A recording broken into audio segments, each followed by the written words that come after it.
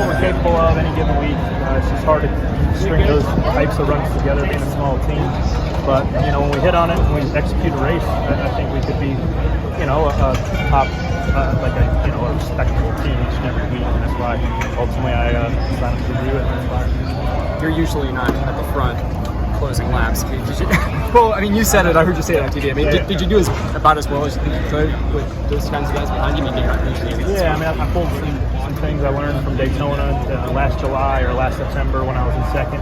I made some mistakes just from being in that position before, and I'm going to apply them today.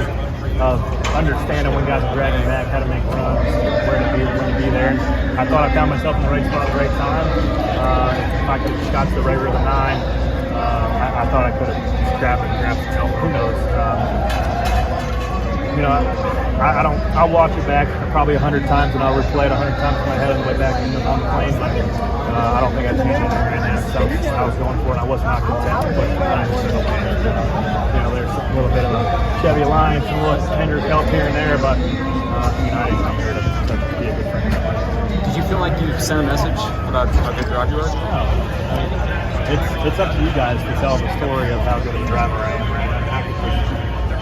I've always been the type to try to let the results show, but when you pull up Racing Reference under Corey Lajoie's name, there's not a whole lot of stats to show for it, just because every team I've driven for has been a sub 30 team points when I got there. I feel like I've made all of them better, and it's just impossible to make that much of a gain against teams that are winning races.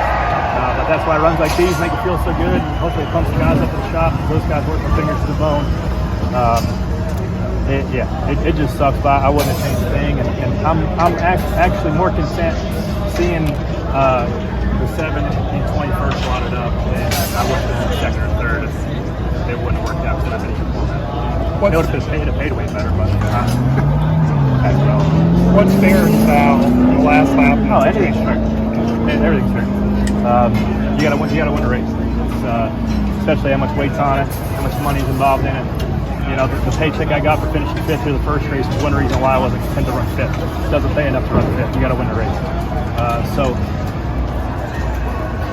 you gotta block, you gotta dump, you gotta send it in there. And if you're in position and you don't make a move, then it's your fault because the next guy's gonna do it. And it's a bit out of character just for me to obviously be racing for wins. That's something new for the fans to see me up front, and hopefully it's not a unfamiliar sight going forward. I think as a team we can do it. Not every week, but more consistently than what we chose. Was that a late block? No. I mean it was blocked. I mean it's the last lap of the race, man. Especially in front of Dawsonville's finest, you gotta go for it. And that's also the advantage of being a leader. You can throw the block on the guy going forward in second, then you can cover the guy the next time coming third. Where had we both not wrecked there, I'd have been exposed and probably would have got left 3 wide top and would have finished 9th or 10th, right? So you have to be in control of the race nowadays, especially with these runs. The runs don't come as fast as they used to. They're a little easier to cover. All those factors, and I thought we were in a pretty good spot. And we had a great strategy. We executed. We didn't have anything fail, and we were in position when the pay window was open. We just lined up point first. What did it feel like? You had a lot of time up there, being in the mix, being up front. A lot of time to think about what was going on. What was that like for you? I guess you have to listen this week's Stacking Pennies, Jeff. A little bit emotional, right? Like last time I raced Chase, when there was nobody in front of us but the pace car, it was 10 years ago. And obviously our careers have taken different trajectories a bit, but I do feel like I'm capable in the right scenario with these guys I'm with now. I feel like they do a good job for me, and we've had a tough little stretch, but we put a little bit. If anything, it's not even so much about the finishing position. It's like proving to ourselves that we can do it. If we execute a day, we build fast race cars. Ryan Sparks knows what he's doing. Roy knows what he's doing in terms of setting them up. We're just like this much off. And when we have a day like we did today, when we hit it all, like we could be as good as the powerhouses. Now, it's just hard. You can't string those runs together each and every week because we don't have the depth. But to have these runs occasionally, man, it makes it feel good, and I'm looking forward to doing it more often. Do you think that Chase showed you respect by, early when you were leading for the first time, I think he kind of was tucked in behind you for a while and didn't try to pull out or make some moves with Ross. Was that your history coming into play, or am I reading too much into that? I would like to think that, you know, he's like, oh, let's let Corey let a couple laps, but like, you don't look at names, you don't look at numbers within reason.